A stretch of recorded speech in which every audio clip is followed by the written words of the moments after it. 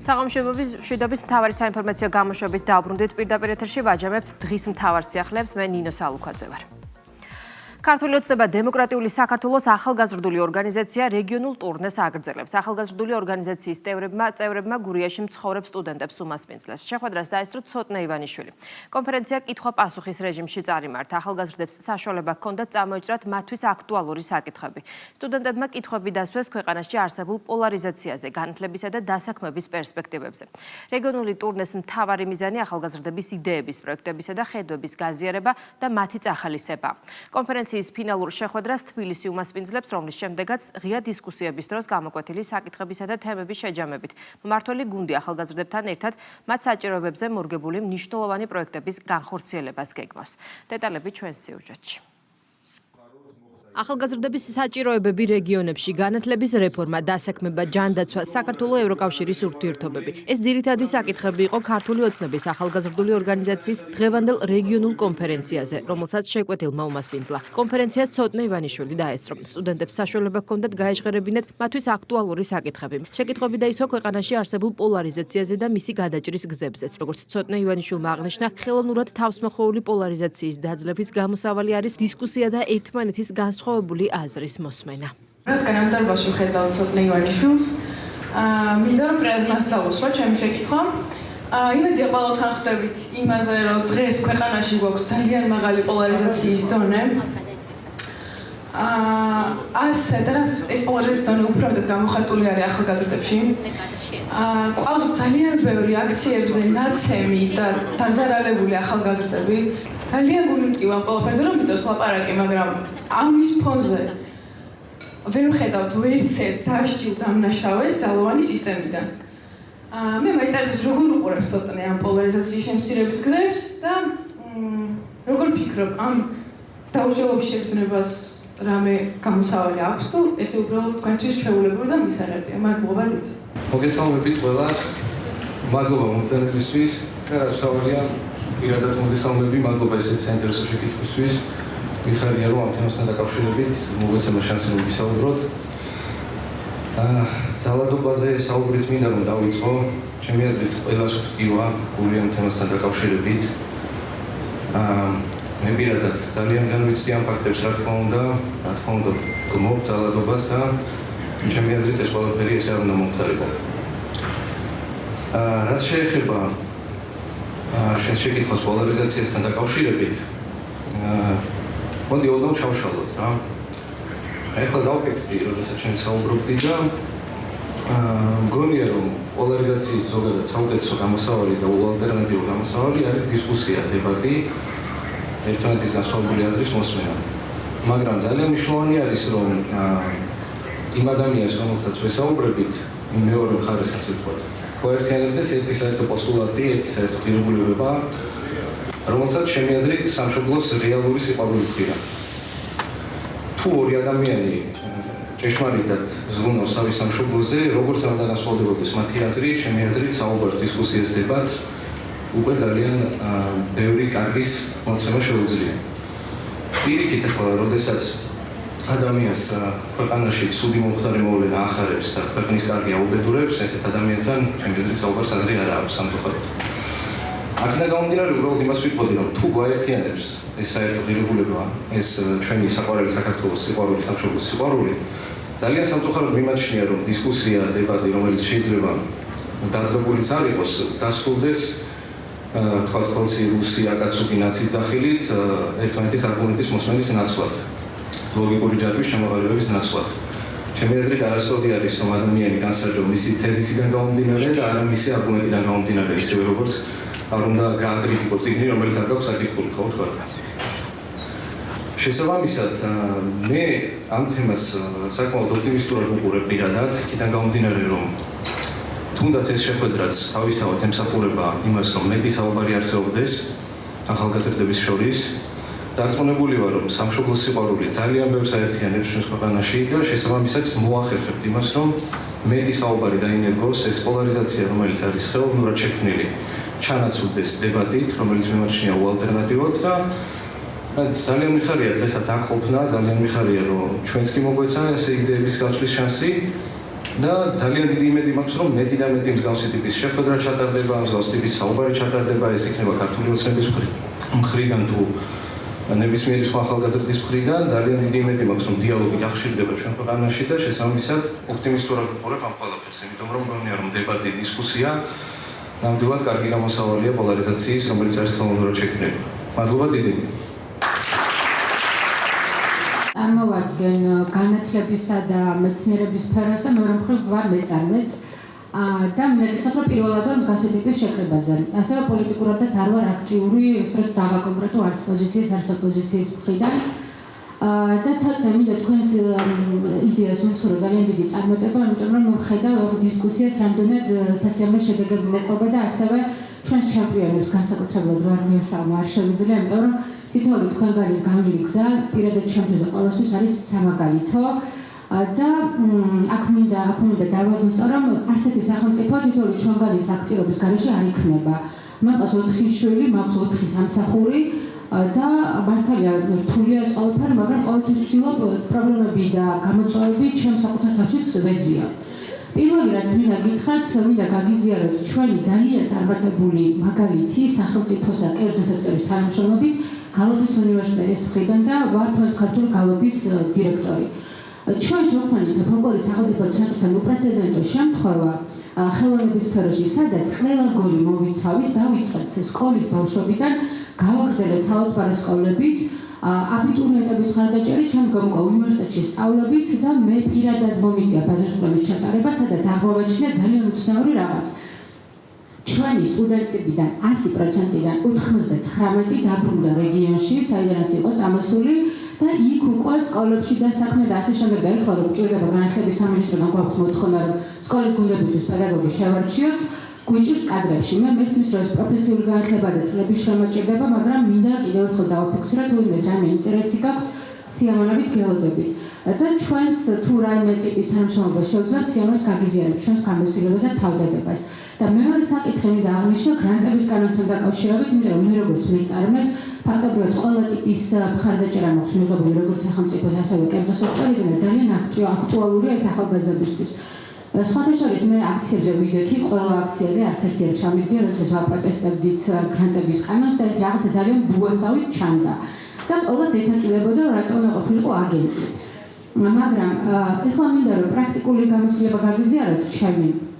მე როგორც მეწარმეს დამიკვეთა უკვე მეორედ ტენდერის პირობების გავლით. დამიკვეთა ჩეხეთის კარიტასმა საბავშვო ბავეჯის ფიზიკური აქტივობის ავეჯის შეტანა სახელმწიფო ბაღებში. და ჩვეულებრივ გავიარეთ ეს პროცედურა, მიმართეს სახელმწიფოს, ველოდეთ მართალია 2 თვე, მაგრამ ჩვეულებრივ მივიღეთ თანხმობა და ჩავაბარეთ ეს პროდუქცია. ასევე ახლა GIZ-ის და UNDP-ის ერთ-ერთი ყველაზე მსხვილი დონორი ორგანიზაციების პროექტები მიმდინარეობს, ჩვეულებრივ რეგისტრირდებიან, იღებენ ჩვეულებრივ ნებართვას და ჩვენც მეწარმეები ჩვეულებრივ სარგებლობთ აი ამ პირობებით. უბრალოდ ამით იმის აღნიშვნა მინდა, რომ ეს შეიძლება турბულენტურ ზონაში ახლა ვართ, მაგრამ ახალგაზრდებს არ უნდა რომ შეეშინდეთ, ეს ორგანიზაციებიც გარკვევია რა პროცედურაა, ჩვენც გავარკვევით მეწარმეები და მე ყოველ შემთხვევაში ძალიან პოზიტიურად ვიყურებ უკვე პირადი გამოცდილებით აი ამ პროცესს. ერთადერთი რაც მინდა რომ გთხოვოთ არის რომ თქვენ არის ულანთებული ადამიანები, რომლებიც ესე ტოპ მენეჯმენტში არიან, ასე ვთქვათ, ძალიან კარგია ეს ყველაფერი, მაგრამ ამას არ მოყვება ხოლმე აი ბიუროკრატიის ნაწილში ცოტა გვიჭერს ხოლმე. მაგალითად 2 თვე არ შეიძლება ჭირდებოდეს რაღაცა ელემენტარული ნებართვის მიღებას და თუ ამაზე გამახვილებთ ყურადღებას, ძალიან სასიამოვნო იქნება. დიდი მადლობა. შეხვედრაზე კითხვები დაისვეს საგანმანათლებლო პროგრამების დანერგვასა და ახალგაზრდების დასაქმების ხელშეწყობაზე. მათ შორის სტუდენტებმა გააჟღერეს ის კონკრეტული საჭიროებები, რომლებიც მათი აზრით გურიის რეგიონის განვითარებას დაეხმარება. ომარი გეგმება საჯარო სამსახურებში დასაქმების მხრივ რაიმე რეფორმირება. ქვეყნის საინვესტიციო და ეკონომიკური გარემოს მიმართულებით ჩვენი ხელისუფლების თითოეული რეფორმა სწორედ იმას ემსახურება, რომ მშვიდობიან საქართველოში, სადაც ეკონომიკა ვითარდება, წინ მიდის და საინვესტიციო გარემოც უმჯობესდება, გავაგრძელოთ ახალგაზრდებმა ცხოვრება და შესაბამისად დასაქმების უკეთეს შესაძლებლობებსაც ქმნის ეს უკეთესი საინვესტიციო გარემო. სოფელ საჭმელში მცხოვრები ბავშვები სურვილი არის სკოლა. მინდა რომ ამაზე ყურადღება გაამახვილოთ. ძალიან საინტერესო სიახლე, რომ ძალიან მოკლე პერიოდში ქონდა შესაძლებლობა განათლების სამინისტროსთან კომუნიკაციის, პირადად მინისტრის მოადგილეს, რომელიც თუმრად იყო ჩოხატაურში და დღეს უკვე შერჩეული პრიორიტეტების პირველ ხუთეულში არის საჭამია სერის სკოლა, ამიტომ ჩვენ ძალიან მალე ამ სკოლის შენებლობას შევუდგებით და მეცუნეთ რომ იქნება ერთ-ერთი სამაგალითო სკოლა საჭამია სერისთვის. მე მაინტერესებს საქართველოსა და ევროკავშირის ურთიერთობის შესახებ. ხედავთ, რომ ყველა ქვეყანა, რომლებიც ევროკავშირში შედის, საქართველოს აკრიტიკებს. სოციალურ მედიაში არის დიდად გამოხატული. არ უნდა ვიყოთ დამოკიდებული მარტო ერთ წყაროსგან მოწოდებული ინფორმაციით. ყოველთვის ჯობია გადავამოწმოთ, უფრო სიღრმისეულად ჩავიხედოთ ნებისმიერ თემაში, რატო არის წამოწეული პირველ პლანზე ეს საკითხი და თქვათ, რატო არის ყოველდღიურად ამაზე საუბარი. იმიტომ რომ ინტერესები აქვთ მათ თავიანთი, ინტერესები აქვთ იმის, რომ ზეგავლენა ქონდეთ ჩვენზე, ადვილად სამართავი იყო და რა თქმა უნდა გაატარონ თავიანთი ის მიზნები, რაც უნდათ. ამიტომ მე ვფიქრობ, რომ თქვენი როლი ამ ყველაფერში იქნება უდიდესი. თუ როგორ შეხედავთ, როგორ გაიგებთ, როგორ სწორნალის გააკეთებთ, იმიტომ რომ კიდე როგორც წეგანა უნიშნე მომავალი ახალგაზრდების არის და ეს ქვეყანა დღეს იქნება თუ ხვალ იქნება ახალგაზრდებმა უნდა გადაიბაროთ და თქვენ ხართ ის თაობა, რომელმაც უნდა გააგრძელოთ ჩვენი ქვეყნის ისტორია. ამიტომ მე ვფიქრობ, რომ ზედაპირულად არასოდეს არ უნდა შევხედოთ ესეთ საკითხებს. კონფერენციაზე ხაზი გაესვა მჭიდრო კომუნიკაციისა და საჯარო დისკუსიის მნიშვნელობას, ასევე ქვეყნის განვითარებაში ახალგაზრდების როლსა და მათი ჩართულობის მნიშვნელობას. სტუდენტებმა მადლობა გადაუხადეს ორგანიზატორებს დიალოგისთვის და მათი საჭიროებებით დაინტერესებისთვის. დღევანდელი შეხვედრა იყო ძალიან მნიშვნელოვანი ახალგაზრდებისთვის. ვფიქრობ, რომ საკმაოდ ამომწურავი იყო ჩვენი მხრიდან რა კითხვებიც დაისვა, სწორედ იმ საჭიროებებს იხმიანებოდა და გამოწვევებს, რაც ჩვენს რეგიონს ჭირდება. ხონდა საშუალება რომ მიგვეღო სხვადასხვა კითხვაზე ამომწურავი პასუხები. დარწმუნებული ვარ, რომ მსგავსი შეხვედრები ხელს შეუწყობს, რომ ახალგაზრდები მეტად ჩაერთონ სახელმწიფო პოლიტიკის განხორციელების პროცესში, როგორც ადგილობრივ დონეზე, ისე ცენტრალურ დონეზე. ქართული ოცნების ახალგაზრდული ორგანიზაციის მიერ ინიცირებული დიალოგის მთავარი მიზანი ახალგაზრდების იდეების, პროექტებისა და ხედვების გაზიარება და მათი მხარდაჭერაა. ორგანიზატორების განცხადებით, მსგავსი ფორმატის შეხვედრები კვლავ გაგრძელდება და ქვეყნის სხვადასხვა რეგიონს მოიცავს, რაც ქვეყნის განვითარებაში ახალგაზრდების აქტიურ ჩართულობას შეუწყობს ხელს. მე პირადად მართლა ძალიან ბედნიერი ვარ, ძალიან გახარებული ვარ, იმით რომ დაიწყო ამ თემებზე საუბარი, დაიწყო ახალგაზრდებს შორის საუბარი, მანამდეც აღნიშნე და მგონია რომ დებატი და დისკუსია არის ყველაზე კარგი გამოსავალი პოლარიზაციის. ძალიან ბევრი საინტერესო თემა ჩაიშალა, კარგი პასუხებიც იყო, კარგი შეკითხვებიც იყო და მე მჯერა რომ ეს ყველაფერი ძალიან კარგ შედეგს გამოიღებს. ბევრი თემა ჩაიწერეს კიდევაც ჩვენი ახალგაზრდულის წარმომადგენლებმა და დარწმუნებული ვარ რომ ძალიან გულით და ღირსებით მოიკიდებიან თვითო გამოწვევას, თვითო პრობლემას და მაქსიმალურად ეცდებიან რომ გვერდში დაუდგნენ ახალგაზრდებს. შეხვედრამ ჩაიარა ძალიან კარგად. მადლობა მინდა უთხრა თითოეულ მათგანს აქ მობრძანებისთვის, აქტიურობისთვის. ჩვენ მზად ვართ ნებისმიერი კითხვისთვის, საკმაოდ კარგი შეხვედრა გამოვიდა და მე ვფიქრობ ნაყოფიერი იქნება, იმიტომ რომ ეს ჩვენი ურთიერთობა ამით არ შემოიფარგლება მხოლოდ, გაგრძელდება ეს ურთიერთობა და ერთად ვიმშელებთ და ვისაუბრებთ იმ გზებზე თუ როგორ შეიძლება გადაიჭრას ეს პრობლემა. ძალიან მნიშვნელოვანია თითოეული მათგანის მოსმენა, რა თქმა უნდა, გაიმართა ჯანსაღი დისკუსია. დარწმუნებული ვარ, ის პრობლემები დღეს რაც ახალგაზრდებსაც უხოთ მაქსიმალურად იქნება აღმოფხვრილი და მინდა წარმატებული უსვათ თითოეულ მათგანს. ძალიან ბევრი რამე არის მათ სწორ გადაწყვეტილებაზე დამოკიდებული ჩვენი ქვეყნის საკეთილდღეობით. დღევანდელ შეხვედრაზე მოსმენილი იდეები უკვე გადავა სამუშაო რეჟიმში და ეტაპობრივად ჩვენ აუცილებლად განვახორციელებთ ახალგაზრდების მიერ განხორციელებულ იდეებს. შეხვედრები ჯამში ქვეყნის 10 რეგიონში გაიმართება. დასკვნით ღონისძიებას კი თბილისი უმასპინძლებს. ოპოზიციისთვის გაწერილი მორიგი რევოლუციური სცენარი. ქართული ოცნება ჩეხი აქტივისტისა და ოპოზიციის ინსტრუქტორის იგორ ბლაჟევიჩის როლს სუვერენიტეტის შელახვასა და ანტიდემოკრატიულ პროცესებში ხედავს, რომელსაც ევროკავშირი აფინანსებს. ქართულ ოცნებაში ამბობენ იმასაც, რომ ეს კარგად ნაცნობი სქემა, რომლითაც გარე ძალები ქვეყანაში საკუთარი გავლენების გაფართოებას ოპოზიციისა და NGO სექტორის დახმარებით ცდილობენ. დესტრუქციული გეგმების გადასაფარად ოპოზიცია იგორ ბლაჟევიჩთან კავშირის კვლავ უარყოფს. თავად ჩეხი ინსტრუქტორი კი საქართველოში მიმდინარე პროცესებზე პოზიციას არ მალავს. რადიკალურ ოპოზიციას მხარს უჭერს და სოციალურ ქსელში მათთან გადაღებულ ფოტოებსაც აქვეყნებს. გავრცელებული ინფორმაციით იგორ ბლაჟევიჩმა ოპოზიციას 10-ზე მეტი ტრენინგი ჩაუტარა და კონკრეტული დავალებებიც მისცა. დეტალებით ბორენა ონიანი.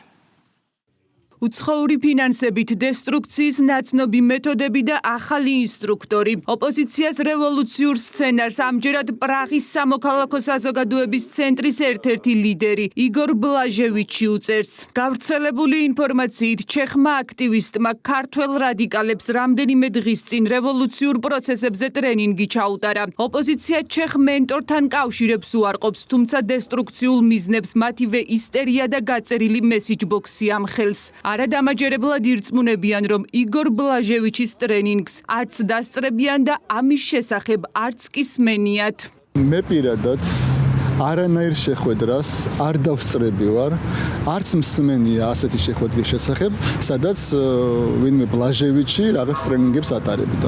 ოპოზიცია უარყოფს, თუმცა ქართველ რადიკალებთან თანამშრომლობას სოციალურ ქსელში არ მალავს თავად ჩეხი მენტორი. იგორ ბლაჟევიჩი საჯარო პოსტებით ღია მხარდაჭერას უცხადებს ოპოზიციის აქტივისტებს და საქართველოში ძალადობას ახალისებს. რევოლუციურ ტრენინგებზე ინფორმირებულია უსაფრთხოების სამსახური და სამართლებრივ რეაგირებას აწარმოებს. პარლამენტის დაუმჯდომარის შეფასებით საქმე გვაქვს სპეცსამსახურების სახელმძღვანელოს მიხედვით ჯგუფების მომზადებასთან იმისთვის, რომ ქვეყანა არიონ და ამას შესაბამისი რეაგირება სჭირდება. ის რაც ადრე კეთდებოდა ამერიკის წინა ადმინისტრაციის დაფინანსებით, მათ შორის საქართველოში, აკერმანის და სხვა მსგავსი ინსტრუქტორების მონაწილეობით, უკვე რამდენიმე ხანია, რაც ამგვარი მავნე პრაქტიკა, რომელიც ახალმა ადმინისტრაციამ სულად შეაჩერა, გადასული არის ევროკავშირში და სამწუხაროდ ევროკავშირის ტერიტორია დღეს გამოიყენება სხვა ქვეყნების სუვერენიტეტის ხელყოფისთვის და ეს არის ამის ნათელი მაგალითი, რომ ჩეხეთის ტერიტორია გამოიყენება იმისთვის, რომ საქართველოში მოხდეს არეულობის ინსპირაცია. ეს ორგანიზაცია, რომელსაც ეს ბატონი წარმოადგენს, ფინანსდება ევროპული ფონდებიდან, პირველად უყურებს კავკასიის რეგიონს. გარდა იმისა, რომ იგორ ბლაჟევიჩი მხარს უჭერს ოპოზიციის ორგანიზებულ საპროტესტო აქციებს, ის ღიად უპირისპირდება საქართველოს პარლამენტის მიერ სუვერენიტეტის დაცვისთვის მიღებულ კანონებს. ჩეხ აქტივისტს ქართველ რადიკალებთან ერთობლივი აქტივობები არაერთხელ ჰქონია, რაც კარგად ჩანს სოციალურ ქსელში მის მიერ გამოქვეყნებული ფოტოებიდანაც, სადაც იგორ ბლაჟევიჩი უცხოეთიდან დაფინანსებული NGO-ების წარმომადგენლები, მათ შორის თინა ხიდაშელი და გია ნოდია სანქციებზე წინააღმდეგობის გაწევასა და ხელისუფლების შეცვლაზე მსჯელობდნენ. კანვასის, აკერმანისა და მაკკეინის ინსტიტუტის ინსტრუქციების შემდეგ მმართველი გუნდისთვის ბლაჟევიჩის ავტორობით შედგენილი სცენარის სიახლე არაა. უმრავლესობას ეჭვიც არ ეპარება, რომ რადიკალების დესტრუქციული მცდელობები ამჯერადაც წარუმატებელი იქნება, რადგან ზუსტად იგივე სცენარია, რომლის გზაზეც ოპოზიცია ბევრჯერ მდგარა და ბევრი მარცხიც განუცდია. იგორ ბლაჟევიჩები და აკერმანები, დამუშავებული ინსტრუქციები, გაწერილი სახელმძღვანელოები, დემოკრატიის სახელით მოსაუბრე არასამთავრობო ორგანიზაციები, ეს არის სწორედ ის კარგად დამუშავებული სქემა, რომელსაც არაფორმალური ძალები იყენებენ უცხო ქვეყნებში საკუთარი გავლენის, რევოლუციების და არეულობების მოსაწყობად.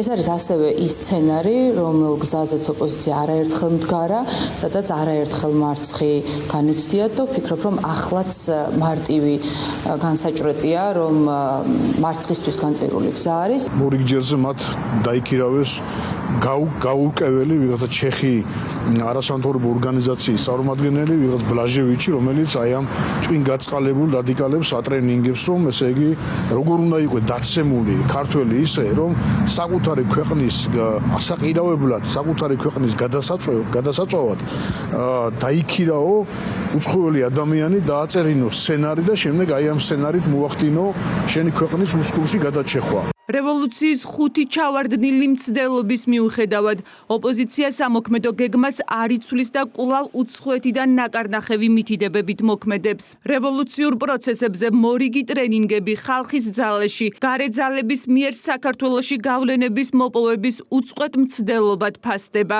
როგორც ჩანს, საქართველოში გავლენების მოპოვების მცდელობები არ შეწყვეტილა და ეს ბუნებრივიც არის, იმიტომ რომ გარე ძალებს, რა თქმა უნდა, სურთ საქართველოში იხილონ მარიონეტული ხელისუფლება და ეს ახალი ტრეინინგები არის სწორედ აი ამ ყველაფრის გაგრძელება, ახალი მცდელობები, ახალი დაფინანსებები.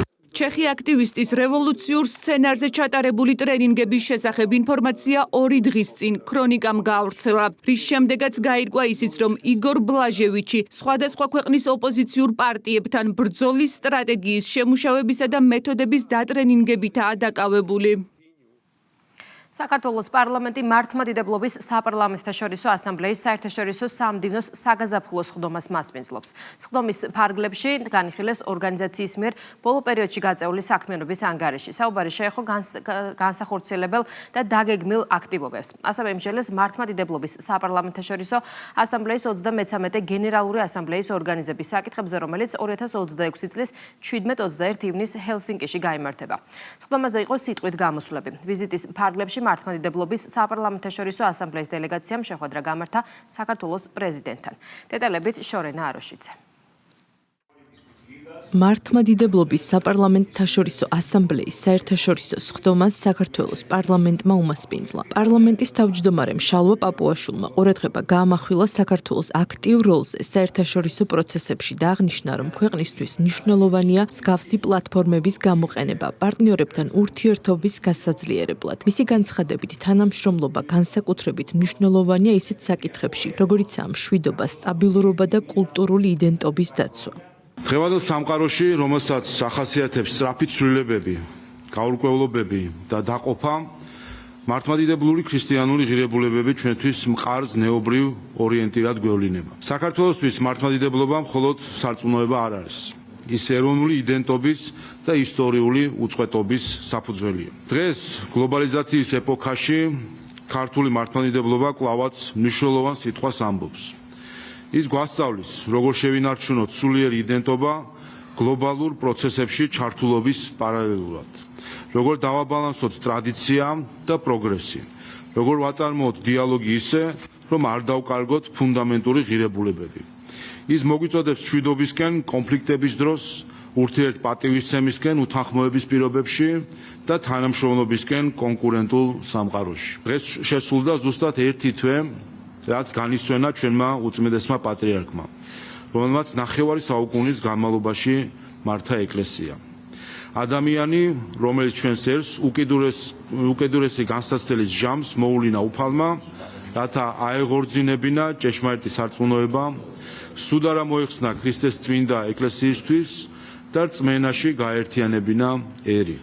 შეხვედრაზე ყურადღება გამახვილდა იმაზე, რომ მსგავსი ფორმატის პლატფორმები დღეს განსაკუთრებულ მნიშვნელობას იძენს, რადგან სხვადასხვა ქვეყნის წარმომადგენლებს აძლევს შესაძლებლობას ერთად იმსჯელონ საერთო გამოწვევებზე და იპოვონ თანამშრომლობის გზები. სხდომის ფარგლებში მონაწილეებმა განიხილეს ორგანიზაციის მიერ ბოლო პერიოდში გაწეული საქმიანობა. საუბარი შეეხო როგორც უკვე განხორციელებულ პროექტებს, ისე მომავალ გეგმებს. აღინიშნა, რომ ასამბლეა აქტიურად მუშაობს ინიციატივებზე, რომლებიც ხელს უწყობს ქვეყნებს შორის ურთიერთობის გაღრმავებას, ნდობის გაძლიერებას და კულტურული თუ რელიგიური ღირებულებების დაცვას. შეხვედრაში მონაწილეობდნენ სხვადასხვა ქვეყნის დელეგატები. დღეს, როდესაც ასამბლეა ახალ ეტაპზე გადადის, ჩვენ ქართველები ხედავთ, რომ როგორც შესაძლებლობას, რომ ჩვენი ხმა კიდევ უფრო მკაფიოდ გაისმას, აგრეთვე საქართველოს ყოველთვის მზად ყოფნას გამოხატავს, რომ იყოს ხიდი ამ დიალოგში დასავლეთსა და აღმოსავლეთსა და ყველა მიმართულებით.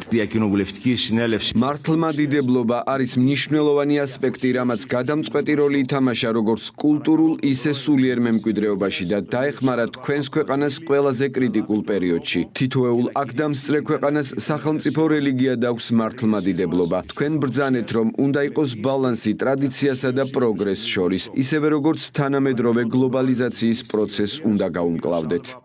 ასამბლეის დელეგაციასთან შეხვედრა გამართა ასევე საქართველოს პრეზიდენტმა მიხეილ ყაველაშვილმა. ხაზი გაესვა ასამბლეის საქმიანობის მნიშვნელობას და აღინიშნა, რომ ის ორიენტირებულია გლობალური ეკონომიკური, სოციალური კრიზისების ფონზე, ქრისტიანული ფასეულობების დაცვაზე, სოციალური სამართლიანობისა და დემოკრატიული პროცესების მხარდაჭერაზე. როგორც შეხვედრაზე საქართველოს პრეზიდენტმა მიხეილ ყაველაშვილმა აღნიშნა, მართლმადიდებლური ქრისტიანობა ჩვენი ქვეყნებისათვის არამხოლოდ აღმსარებლობა, არამედ ჩვენი კულტურული იდენტობის, ტრადიციებისა და ისტორიული მეხსიერების განუყოფელი ნაწილია. მსგავსი ვიზიტები აერთიანებს პოლიტიკურ და სულიერ სფეროებს, რაც კიდევ უფრო ამყარებს საერთაშორისო ღირებულებებს, ტრადიციებსა და ურთიერთპატივისცემას სხვადასხვა ქვეყნის წარმომადგენლებს შორის. ანტალიაში საქართველოს პრემიერ-მინისტრის ვიზიტი დასრულდა. მთავრობის მეთაურმა დიპლომატიის ფორუმში მიიღო მონაწილეობა. პრემიერ-მინისტრი სიტყვით გამოვიდა ლიდერთა პანელურ დისკუსიაზე, რომლის მთავარი თემა მომავლის განსაზღვრა და რისკების მართვა იყო. ფორუმის ფარგლებში მთავრობის მეთაურმა მაღალი რანგის შეხვედრები გამართა. პრემიერ-მინისტრი თურქეთის რესპუბლიკის პრეზიდენტ რეჯეპ ტაიფ ერდოღანს შეხვდა. განიხილეს საქართველო-თურქეთის სტრატეგიული პარტნიორობა, სხვადასხვა სფეროში წარმატებული თანამშრომლობა და რეგიონში მიმდინარე მოვლენები. ყურადღება გამახვილდა სავაჭრო ეკონომიკური თანამშრომლობის პოზიტიურ დინამიკაზე და ერთობლივი რეგიონული პროექტების როლზე. მათ შორის აღინიშნა ბაქო-თბილისი-ყარსის რკინიგზის, ასევე ბაქო-თბილისი-ჯეიჰანის ნავთობსადენის და ბაქო-თბილისი ერზერუმის გაზსადენისა და სამხრეთის გაზის დერეფნის მნიშვნელობა როგორც რეგიონის და ევროპის დაკავშირების, ისე ევროპის ენერგოუსაფრთხოების გამტკიცების მიმართულებით. მხარეებმა ისაუბრეს შუა დერეფნის პოტენციალზე და მისი განვითარების მიმართულებით შემდგომ თანამშრომლობაზე. ჩვენი რეგიონი, რომელიც გამოირჩეოდა კონფლიქტებით, სამაგალითო არის დღეს არა მხოლოდ მშვიდობის მოყვარეობით, არამედ იმით, რომ ინარჩუნებს მშვიდ და სტაბილურ ცხოვრებას საკუთარი ხალხებისთვის. და ამაში განსაკუთრებული დამსახურება არის რეგიონის ყველა ქვეყნის. ჩვენ ხედავთ, რას ნიშნავს ლიდერობა ჩვენი რეგიონის ქვეყნების ხელმძღვანელების მაგალითზე, იქნება ეს თურქეთი, აზერბაიჯანი, სომხეთი, საქართველო. აი სწორედ ეს არის ლიდერობა, როდესაც შენ მოქმედებ შენი ქვეყნის ეროვნული ინტერესებიდან გამომდინარე. პრემიერ-მინისტრის მონაწილეობა ანტალიის დიპლომატიის ფორუმში კიდევ ერთი ნათელი დადასტურებაა, რომ საქართველო რეგიონის მშვიდობის კუნძულია და მედიატორი ქვეყანა, მოდი ასე ვთქვათ, რომელიც ახერხებს თავისი ეროვნული ხელისუფლების მიერ დაგეგმილი და განხორციელებული გონივრული ჭკვიანური პოლიტიკით შეინარჩუნოს შესანიშნავი ურთიერთობა თავის სამეზობლოსთან კავკასიის რეგიონში და ამავდროულად თვალისჩინივით მოუფრთხილდეს თავის ეროვნულ უსაფრთხოებას. მნიშვნელოვანი იყო პრემიერის ვიზიტი თურქეთში. ეს არის კიდევ ერთი შესაძლებლობა იმისა, რომ საქართველომ წარმოაჩინოს და ხაზი გაუსვას თავის როლს გლობალურად და რეგიონში მშვიდობის გამტკიცების სფეროში. ეს არის ასევე კარგი საშუალება, რომ სხვადასხვა ქვეყნებთან ორმხრივი ურთიერთობების ფორმატში მოხდეს საუბრები საქართველოს შესახებ, საქართველოში მიმდინარე პროცესების შესახებ. ანტალიის დიპლომატიის ფორუმის ფარგლებში პანელურ დისკუსიაში თემაზე სამხრეთ კავკასია რეგიონი, რომელიც სტრატეგიულ ჰაბად ყალიბდება, მონაწილეობა მიიღო საქართველოს მთავრობის ადმინისტრაციის უფროსმა ლევან ჟორჟოლიანმა მშვიდობისა და სტაბილურობის უზრუნველყოფაში დიპლომატიის როლზე ისაუბრა და კიდევ ერთხელ დაადასტურა საქართველოს მზადყოფნა დიალოგის გზით ხელი შეუწყოს მშვიდობას რეგიონში. ყურადღება გაამახვილა იმ მსხვილ პროექტებზეც, რომლებიც ქვეყნის დაკავშირებადობის ფუნქციის გაძლიერებას ისახავს მიზნად. საქართველო იმპერიების გზაჯვარედინზე არსებობს. მისი გადარჩენის ერთადერთი გზა დიპლომატია იყო. რამდენიმე იმპერია გაქრა, მაგრამ საქართველო კვლავ არსებობს. ამიტომ გვწამს დიპლომატიის, მშვიდობის, სტაბილურობის და ყოველთვის შევუწყობთ ხელს დიპლომატიას. ძალიან გვახარებს მეზობლების მიღწევები. აზერბაიჯანმა და სომხეთმა სამშვიდობოში თანხმება გააფორმეს და ახლა სავაჭრო ურთიერთობებს ავითარებენ. საქართველო ამჟამად და მომავალშიც მნიშვნელოვან როლს შეასრულებს ამ პროცესის ხელშეწყობისთვის. მტკიცედ გვჯერა, რომ სამხრეთ კავკასიის ქვეყნები თუ კეთილდღეობის, სტაბილურობისა და მშვიდობის შენარჩუნების ხედვით იხელმძღვანელებენ, უზრუნველყოფილი იქნება ჩვენი ხალხების კეთილდღეობა. ჩვენ გავაძლიერებთ მშვიდობის პოლიტიკის ხელშეწყობას. ჩვენი პრიორიტეტია ეკონომიკის განვითარება. მშვიდობა და ეკონომიკა ერთმანეთთან მჭიდროდ არიან დაკავშირებული. ბოლო 4 წლის განმავლობაში ყველაზე მაღალი მაჩვენებლები გვაქვს ევროპაში. ჩვენი ქვეყნის საშუალო ეკონომიკური ზრდის მაჩვენებელი 9.3% იყო. ხოლო მიმდინარე წლის იანვარ-თებერვალში 8.4%-იანი ეკონომიკური ზრდა დაფიქსირდა. ეკონომიკური და პოლიტიკური თანამშრომლობა სამხრეთ კავკასიის ქვეყნებს შორის ძალიან მნიშვნელოვანია, რათა უზრუნველყოფილი იყოს კეთილდღეობა, ძლიერი ეკონომიკა და რაც ყველაზე მნიშვნელოვანია, მშვიდობა და სტაბილურობა რეგიონში. ეკონომიკური ზრდის ასეთი მაჩვენებლის საფუძველია ბიზნესის კეთების სიმარტივე. საერთაშორისო ინდექსების მიხედვით მოწინავე ადგილზე ვართ, ასევე ბიუროკრატიის ჭრილში კარგი მაჩვენებლები გვაქვს. სახელმწიფო ყველაფერს აკეთებს იმისთვის, რომ ხელი შეუწყოს და მოიზიდოს პირდაპირი უცხოური ინვესტიციები. გააძლიეროს ინფრასტრუქტურა და დაკავშირებადობის ფუნქცია. ჩვენი ქვეყნის გეოგრაფიული ადგილმდებარეობა საქართველოს ერთ-ერთი უპირატესობაა და ყველაფერს ვაკეთებთ, რათა გვქონდეს გამართული ინფრასტრუქტურა. განვახორციელოთ მსხვილი პროექტები, როგორიცაა მაგალითად ანაკლიის ღრმაწყლოვანი პორტი, შავი ზღვის წყალქვეშა კაბელი. მიგვაჩნია, რომ მხოლოდ ასეთი ტიპის თანამშრომლობა არის წარმატების გასაღები.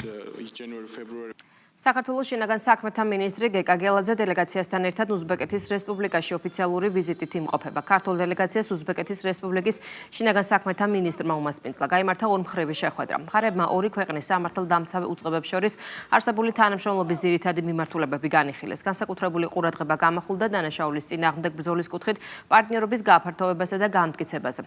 შეხვედრის ფარგლებში ხელი მოეწერა უწყებებს შორის თანამშრომლობის შესახებ შეთანხმებას, რომლის ძირითად მიზანს წარმოადგენს მხარეთა შორის ორმხრივი თანამშრომლობის გაძლიერება დანაშაულის პრევენციის გამოვლენისა და აღკვეთის საკითხებში. შეხვედრის დასასრულს გეკა გელაძემ უზბეკი კოლეგას აპასუხო ვიზიტით საქართველოში მოიწვია. ორმხრივი შეხვედრები, გამოცდილების გაზიარება და ქართული ღვინის პოპულარიზაცია. გარემოს დაცვის და სოფლის მეურნეობის მინისტრი იტალიაში ვიზიტის ფარგლებში სპირტიანი სასმელების საერთაშორისო გამოფენას დაესწრო. ეს არის ერთ-ერთი ყველაზე პრესტიჟული საერთაშორისო გამოფენა, რომელიც ყოველწლიურად მსოფლიო ღვინის ინდუსტრიის წარმომადგენლებს მასპინძლობს. დავით სონღულაშვილმა გამოფენის სტუმრებს ღვინის წარმოების 800 სლოვანი კულტურა გააცნო. ვიზიტის ფარგლებში მინისტრმა არაერთი მაღალი რანგის შეხვედრაც გამართა. დეტალებით დავით ქუთათელაძე. იტალიაში ვიზიტის ფარგლებში საქართველოს სოფლის მეურნეობის მინისტრი სპირტიანი სასმელების საერთაშორისო გამოფენას ვინ იტალის დაესწრო, სადაც ქართული ღვინის მნიშვნელობაზე ისაუბრა. დავით სონღულაშვილი შეხვდა ღვინის საერთაშორისო ორგანიზაციის ხელმძღვანელს. შეხვედრის დროს ხაზი გაესვა საქართველოს მზაობას უმასპინძლოს 2027 წელს ღვინის საერთაშორისო ორგანიზაციის კონგრესს. გარემოს დაცვისა და სოფლის მეურნეობის მინისტრი მსხვილი აგროსასურსათო კომპანიების წარმომადგენლებსაც შეხვდა. მოგეხსენებათ, რომ განსაკუთრებულად მნიშვნელოვანი არის ჩვენი სოფლის მეურნეობისთვის ერთის მხრივ როგორც პროდუქტიულობის ზრდა, ასევე სასურსათო უსაფრთხოება, ზუსტად ამას ემსახურება ის ვიზიტი, რომელსაც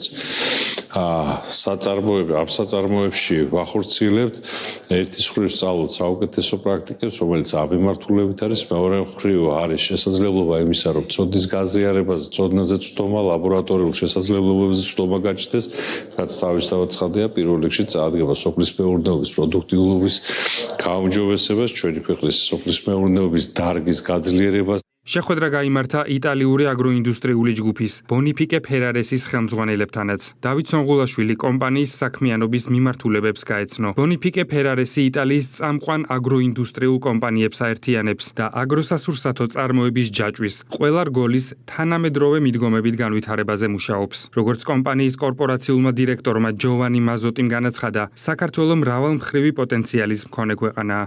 გვჯერა, რომ საქართველო არის სტრატეგიულად საინტერესო ქვეყანა, რომელსაც ლოგისტიკური თვალსაზრისით შეუძლია ჩამოყალიბდეს ჰაბად. მას აქვს პოტენციალი როგორც ქვეყნის შიგნით განვითარების, ასევე საქართველოს გავლით დამაკავშირებელი დერეფნის კუთხით. BFG ჯგუფის ერთ-ერთი მთავარი მიზანია საკუთარი თანამედროვე ტექნოლოგიების ექსპორტი. კომპანია სრულად აკმაყოფილებს აგროინდუსტრიულ სფეროში არსებულ მოთხოვნებს. ვიზიტის ფარგლებში მინისტრი ბიოენერგეტიკის სფეროში მოქმედი კომპანიის კავალარის წარმომადგენლებს შეხვდა, სადაც მხარეებმა ბიოენერგიის განვითარების პერსპექტივები, მათ შორის ბიომეთანის წარმოებაში სასოფლო სამეურნეო ნარჩენების ეფექტიანი გამოყენების საკითხები განიხილეს. ქართული მხარე წარმოების პროცესს ადგილზე გაეცნო. საუბარი შეეხო საქართველოში ანალოგიური ბიოენერგეტიკული პროექტების განვითარების პოტენციალს. განსაკუთრებული ყურადღება კი გარემოს დაცვით სარგებელს დაეთმო, მათ შორის ნარჩენების მართვის გაუმჯობესებას. ვიზიტის ფარგლებში შეხვედრა გაიმართა ერთ-ერთი უმსხვილესი კვერცხის მწარმოებელი კომპანიის ევროვოს აღმასრულებელ დირექტორთან, სილვია ლიონელოსთან. კომპანიის დირექტორმა კომპანიის შესაბამისი მიმართულებების წარმომადგენლებთან ერთად ქართული დელეგაციის წევრებს საწარმოები დაათვალიერებინა და კვერცხის წარმოების თანამედროვე მოდელები და ინდუსტრიული მართვის ეფექტიანი სისტემები გააცნო. განსაკუთრებული ყურადღება დაეთმო ბიოუსაფრთხოების სტანდარტებსა და ფერმების მართვის საუკეთესო პრაქტიკებს, რაც უზრუნველყოფს მაღალი ხარისხის პროდუქციის წარმოებას და სექტორის მდგრად განვითარებას. ევროვოს აღმასრულებელ დირექტორს საქართველოსთან გრძელვადიანი პარტნიორობის იმედი აქვს. ვიმედოვნებთ, რომ შევძლებთ საქართველოსთან კოლაბორაციას და ერთობლივი პროექტების განხორციელებას, ჩვენი ცოდნისა და გამოცდილების გაზიარებას, იმას, რაც ამდენი წლის განმავლობაში შევქმნით. შესაძლოა საქართველოსთან გრძელვადიანი პარტნიორობა გამოგვივიდეს. დავით სონღულაშვილი მრავალპროფილური აგროინდუსტრიული კომპანიის მაზონის მფლობელებს და ხელმძღვანელებსაც შეხვდა. მაზონი უმსხვილესი აგროინდუსტრიული კომპანიაა, რომელიც სპეციალიზებულია ცოცხალი და გაყინული ხილისა და ბოსტნეულის, ასევე სანერგე მასალის და ახალი ჯიშების წარმოებასა და გაყიდვებზე. სოფლის მეურნეობის სამინისტროს ინფორმაციით, კომპანია კარგად იცნობს საქართველოს პოტენციალს ხილის, მათ შორის ვაშლის წარმოების კუთხით. იტალიური მაზონის წარმომადგენლების განცხადებით კი საქართველოს გარემო პირობები და წარმოებისათვის ხელსაყრელი ფაქტორები ინოვაციური მიდგომების დანერგვის შესაძლებლობას იძლევა. შეხვედრაზე ასევე ყურადღება დაეთმო აგროტექნოლოგიების გაზიარებას, რაც ხელს შეუწყობს მოსავლიანობის ზრდასა და პროდუქციის ხარისხის გაუმჯობესებას. საქართველოს მრავალფეროვანი გარემო პირობები და წარმოებისათვის ხელსაყრელი ფაქტორები ქმნის მყარ საფუძველს ინოვაციური მიდგომების ეფექტიანად დანერგვისათვის. შეხვედრის ფარგლებში გამოიკვეთა, რომ ჩვენი ტექნოლოგიური ცოდნისა და პრაქტიკული გამოცდილების კომბინირება საქართველოს ადგილობრივ პირობებთან სრულად თავსებადია და მნიშვნელოვან შესაძლებლობებს ქმნის საქართველოში აგროსექტორის განვითარებისათვის. ვიმედოვნებთ, რომ აღნიშნული დიალოგი გახდება მყარი და შედეგზე ორიენტირებული თანამშრომლობის საფუძველი, რომელიც მომავალში კიდევ უფრო გაღრმავდება და გააძლიერებს მხარეებს შორის ურთიერთობას. საქართველოს გარემოს დაცვისა და სოფლის მეურნეობის მინისტრი დავით სონღულაშვილი იტალიაში სამუშაო ვიზიტით იტალიის სოფლის მეურნეობის, სურსათის, სუვერენიტეტისა და სატყეო მეურნეობის მინისტრის ფრანჩესკო ლოლობრიჯიდას მიწვევით იმყოფებოდა. თბილისში მიმდინარე ევროპის ჩემპიონატზე ძიუდოში ლუკა მაისურაძემ ოქროს medali მოიპოვა. ფინალურ შეხვედრაში ქართულმა სპორტსმენმა სერბეთის ნაკრების წევრი ნემანია მაიდოვი ბაზარით დაამარცხა და ევროპის ჩემპიონი კარიერაში მეორედ გახდა. დღეს მოპოვებული ოქროს medali ევროპის ჩემპიონატებზე ლუკა მაისურაძისთვის რიგით მეოთხეა. ვერცხლის მედლის მფლობელი გახდა ტატო გრიგალაშვილი 91 კილოგრამის წონით კატეგორიაში. მას ევროპის ჩემპიონატზე ჯამში 6 medali აქვს მოპოვებული. ჩვენი ქვეყნის ანგარიშზე 2 დღის შემდეგ ამ დროისთვის 5 medaliა. აქედან 2 ვერცხლის და 3 ოქროს medali, რომლებიც ეთერ ლიპარტელიანმა და ლაშა შავდათუაშვილმა მოიპოვეს.